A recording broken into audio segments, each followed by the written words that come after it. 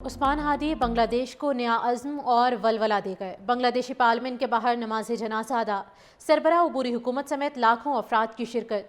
शुरका ज़ारो कतार रोते रहे, इमाम की आवाज़ भी भरा गई। मकबूल शायर काजी नजरुल इस्लाम के पहलू में सपुर्द खाक कर दिया गया। स्टूडेंट रहनुमा उस्मान हादी के कत्ल पर बांग्लादेश में यौम सोग। सरकारी और निजी इमारतों और सिफारतखानों पर कौमी परचम सरनिगू। बांग्लादेश में भारत के खिलाफ मुजाहिरों का सिलसिला जारी। तलबा की जानिब से ढाका यूनिवर्सिटी के शेख मुजीबुर रहमान हॉल का नाम तब्दील करके इसे शहीद उस्मान हादी के नाम पर रखने का मुतालबा। हॉल के गेट पर शहीद उस्मान हादी हॉल का बैनर आवेजा। तलबा की अक्सरियत का मुतालबे के हक में वोट। हॉल यूनियन के नायब सदर का कहना है कि हादी फस्ताइयों के हाथों शहीद हुए और वो इस वक्त दिल्ली में छुपे हुए हैं। मुजाहिरीन का कहना है कि उस्मान हादी के कत्ल में मोदी सरकार और हसीना वाजिद मुलविस है। शुरका ने भारत मुखालिफ नारे भी लगाए।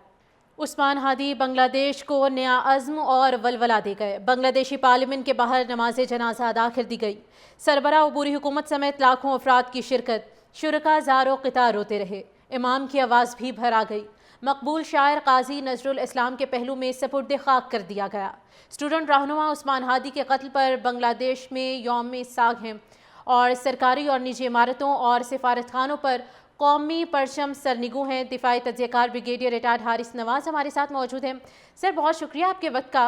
भारत के खिलाफ आवाज़ उठाने वाले स्टूडेंट रहनुमा को कत्ल कर दिया गया है और अब इतना बड़ा जनाजा हुआ है, क्या कहेंगे?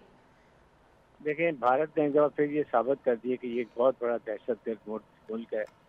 इसने बांग्लादेश में दहशतगर्दी कर रहा है, पाकिस्तान में की है, ईरान में की है, जहां मोसाद से मिलकर इन्होंने ईरान के साइंटिस्ट और कमांडर्स को मरवा दिया। फिर उसके बाद श्रीलंका में की है, नेपाल में की है, मालदीव में कर रहा है। फिर अभी उसके बाद ये सिडनी में जो है उसमें दाइश के साथ ये इनकी राह ने मिलकर वहाँ पर भी धमाके करवाए हैं। फिर इन्होंने कनाडा में किया, फिर अमेरिका में किया। तो ये एक ग्लोबल टेररिस्ट मुल्क है और ये अपने नेबर्स को अपने कंट्रोल में करने के लिए हमेशा फेल होता रहा है, लेकिन कुछ ये बहुत ही अफसोस की बात है। लेकिन एक अच्छी बात है कि बांग्लादेशियों ने, हमारे भाइयों ने काफ़ी अरसे के बाद एटलीस्ट इनको पहचान लिया कि ये हैं जो मुलजिम है, कल्प्रेट हैं। और ये हसीना वाजिद को उन्होंने मिला के साथ बांग्लादेश को जिस तरीके से अपनी रियासत बनाया हुआ था और वहाँ पर हर चीज़ पे कंट्रोल किया हुआ था, वो अब आवाम ने समझ लिया और इसीलिए इनके खिलाफ नारे, इनके गुजरात के खातों के खिलाफ नारे, हसीना वाजिद के खिलाफ नारे लगाए जा रहे हैं। दिस स्पीक्स के नाउ पाकिस्तान बांग्लादेश एक नए जो मोहब्बत की और बरदराना ताल्लुकात हैं, उसके एक नए बाब पर इंशाल्लाह शुरू हो जाएगा। सर, इस हवाले से भी बात कीजिएगा कि जिस तरह से कहा गया है कि ये जो हादी हैं फस्ताइयों के हाथों शहीद हुए हैं, इनडायरेक्टली भारत का इसमें लेना देना है। और जिस तरह के हमने देखा कि हसीना वाजिद भी वहाँ पर मफरूर हुई, भारत की जानिब से क्या रद्द-ए-अमल सामने आएगा, क्या एक्सपेक्ट करें हम? देखें, भारत 100% में इन्वॉल्व है और वो जो दोनों कातिल हैं उनको उन्होंने सरहद पार भी करवाई है और वो भारत में जाके पनाह लेके बैठे हैं। बिल्कुल।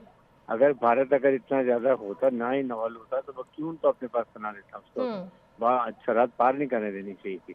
और इस पे जाहिर है कि और यही स्टूडेंट था जिसने ये यहाँ पर आज़ादी की, ये हसीना वाजिद से छुटकारे की तहरीक चलाई थी और ये बहुत बड़ी इसकी कंट्रीब्यूशन थी।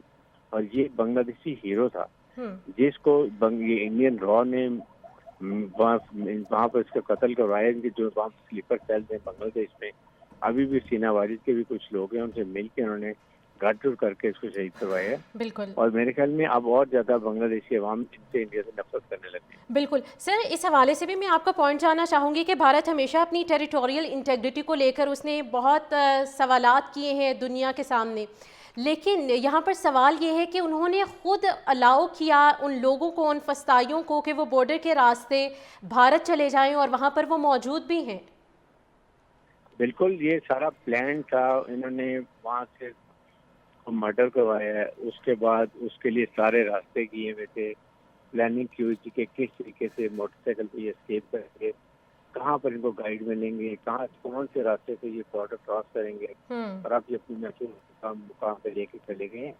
ये खुल्लम खुल्ला टेररिस्ट मुल्क है। इसको आई थिंक अभी चाहिए कि कौम में इसके खिलाफ कार्रवाई होनी चाहिए और इसको डिक्लेयर करना चाहिए या इसको FATF डाल के इसको ब्लैकलिस्ट करना चाहिए। दुनिया को पालर मखलूक से इसका पता चलेगा। बिल्कुल, दुनिया के सामने ये हकीकत आनी चाहिए। बहुत शुक्रिया सर आपके वक्त के लिए।